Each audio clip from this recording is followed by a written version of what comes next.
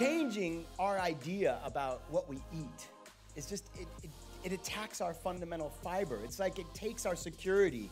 100 years ago, people thought lobster were basically the equivalent of rats.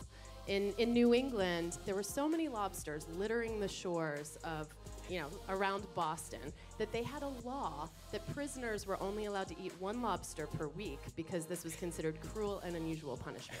It's evidence that culture can change. If we could democratize insects, instead of, we don't just feed insects to poor people and rich people get to eat meat. That's not fair.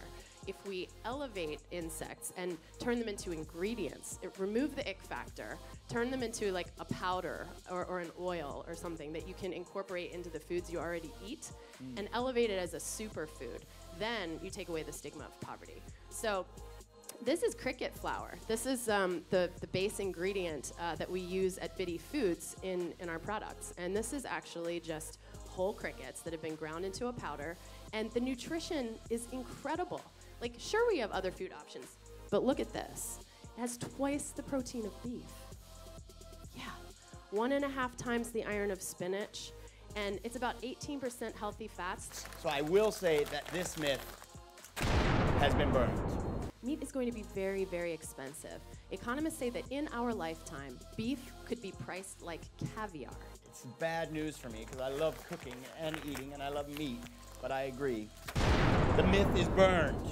However, this is the tough one. Oh, horrifying. Let me ask you a question. How do you feel about prawns? I love them. Right? How do you feel about crab? They're cousins. Really? Yeah, they're all arthropods. They're in the same family. Those are just bugs in the sea. We're talking about bugs on the earth. Yeah, and also, Andrew, look at that. Does that look disgusting to you? I think it looks delicious. You know where it came from? Noma. You burned all the myths.